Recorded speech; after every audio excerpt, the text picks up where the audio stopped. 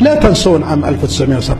أوصيكم أوصيكم أوصيكم وأنتم وأبنائكم لا تنسون 1907. مؤتمر آخر نجني ثماره المرة الآن عام 1907 دعا له رئيس وزراء بريطانيا في ذاك الوقت اسمه كامبل بانرمان، دعا 7 دول أوروبية ليست من بينها ألمانيا، دعا 7 دول وقال لهم بالفعل نحن الآن في مرحلة انحدار. فيسأل ال7 دول يقول بيننا خلافات كبيرة وبيننا تنافس خطير، لكن هل تريدون البقاء على القمة أم تريدون بالفعل مواصلة السقوط؟ فإذا بالإجماع يقول لا، نريد البقاء على القمة. وزعت في تلك اللحظة خرائط الوطن العربي، كل الوفود كل فرد أخذ بلا شك خريطة الوطن العربي. فإذا بيسأل كامبل بانرمان استلمتم الخرائط؟ قالوا نعم، ويدوا يطلعونها يعني. فإذا به يقول هذه المنطقة من الخليج إلى المحيط هي سر قوتنا وسر ضعفنا. هذه المنطقة الآن منطقة ضعيفة مهلهلة جاهلة متشرذمة، يتقاتلون على قطرة ماء، لكنهم يمتلكون كل مقومات النهضة، يمتلكون ما لا نمتلك. كلهم إلا بعض الأقليات البسيطة كلهم يتبعون دين واحد، بينما في أوروبا عشرات وعشرات المذاهب يمتلكون دين واحد، لغة واحدة. يقول من يذهب من الكويت إلى نواكشوط ما يحتاج مترجم، يتكلمون لغة واحدة. شوف المساحة الشاسعة. هذه المنطقة تشرف على أوروبا من الشمال وعلى أفريقيا من الجنوب وعلى شبه القارة الهندية وعلى آسيا.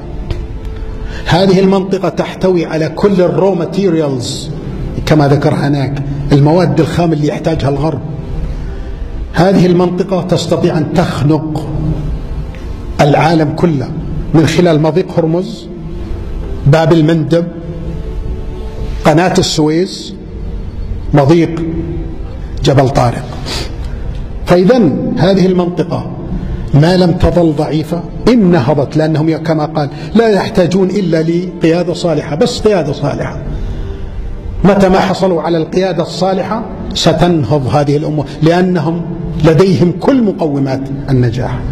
فإذا بالسؤال ماذا نفعل؟ أنا أتمناكم إخوان والله لو احنا ندرس المادة خليناكم تقرؤون كل مقرراتهم، خلونا نفهم شو اللي صار ضدنا.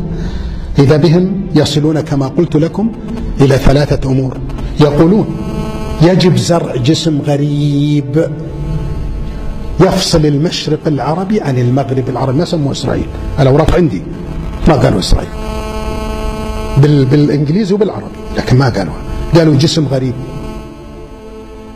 هذا الجسم الغريب له 3 أهداف. الهدف الأول أن يفصل المشرق العربي عن المغرب العربي. الثاني أن يكون ولاء أهل الغرب. الثالث وهو المهم أن يجعل المنطقة في حالة لا توازن، لأن التوازن يولد الاستقرار، والاستقرار يولد النهضة. ونحن نريد أن نخلق أجواء تمنع نهضة الأمة. إن نهضت فستأتي على حسابنا. هذا الكلام في مقررات، إذا ما قرأنا هذا خطأنا احنا.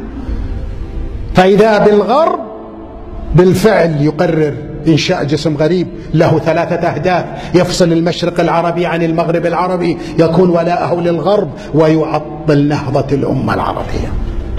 ليه ما قرأنا هالمقرر من عام 1907 يا أحبابي؟ من عام 1907 ما قرأنا هالمقررات. والله لو الأمر بيدي نقررها على طلابنا في كل المراحل. نحن إلى اللحظة هذه ما عرفنا عن هذاك المؤتمر، وأتحدى أن يكون أحد عنده مقررات المؤتمر، أتحدى. بينما الذي عرف عنه اليهود، فإذا باليهود بقيادة حايم وايزمان يذهبون إلى بريطانيا أم الخبائث وإلى ألمانيا وإلى كل الدول. وأول ما ذهبوا طبعا للخلافة التركية، لكن منعهم طبعا الخليفة عبد الحميد السلطان. فإذا بهم يقولون قرأنا المقررات، إيش رأيكم إحنا نكون الجسم الغريب؟ نعاهدكم إن ولاءنا لكم للغرب، بس بشر ما تتركونا، كل ما نطلبه منكم أعطونا إياه.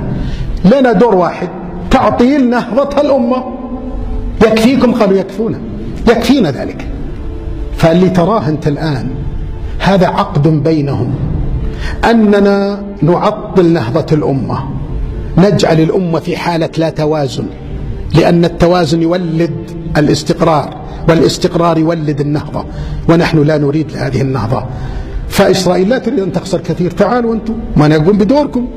فلا يمكن تسمح لأمريكا ولا بريطانيا ولا فرنسا ولا الدول دي بهزيمة إسرائيل، لأن هزيمة إسرائيل يعني هزيمة مشروعهم الذي وضع عام 1907.